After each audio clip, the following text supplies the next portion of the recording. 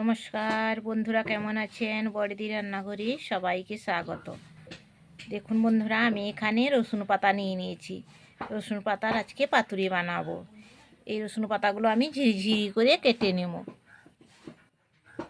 আমার পাতুরির জন্য একটা আলু লাগবে। আলুটাকে আমি কুড়িনির সাহায্যে কুড়িয়ে নিচ্ছি।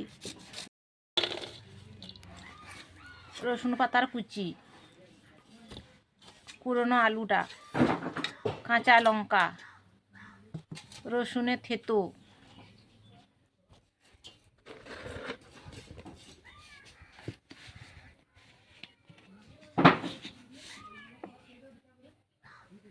সরিষার তেল, নুন সব একসঙ্গে ভালোভাবে মেখে নিতে হবে।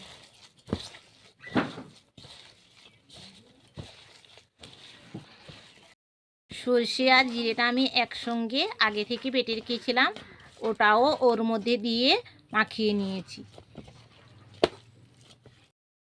আমি এখন উনানের উপরে মাটির তাওয়া বসিয়ে দিয়েছি। এর উপরে এখন কলা পাতা দিয়ে দেব।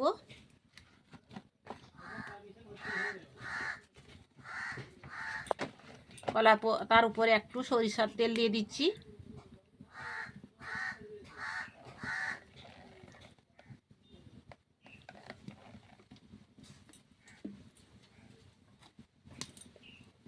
এখন ওর মধ্যে দিয়ে দেব এই যে রসুন পাতার যে পাতুরির জন্য গুলানো আছে এইটা।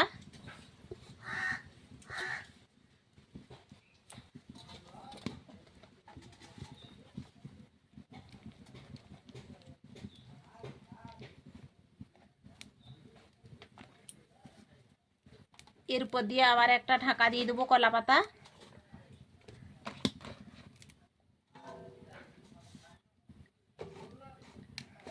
উপর দিয়ে একটা ঢাকা দিয়ে দিলাম। এখন হতে থাকুক। আমি ঢাকাটা খুলে দেখি আমার পাতুরিটা হয়েছে কি না। দেখুন পাতাগুলো কীরকম পুড়ে গেছে, মনে হচ্ছে হয়ে গেছে। একটা কি সুন্দর গন্ধ বেরাচ্ছে। গন্ধে একদম পুরো বাড়িটা ভরে গেল। এই যে দেখুন কি সুন্দর হয়ে গেছে, ওপরটা পুড়ে পুড়ে গেছে, খুব সুন্দর হয়েছে। গন্ধটা কিন্তু খুব সুন্দর। আপনারাও এটা বাড়িতে বানাবেন। বাড়িতে না বানিয়ে খেলে আপনারা জানবেন কি করে এটার কি স্বাদ। তা দুষ্টু দেখতো কীরকম হয়েছে।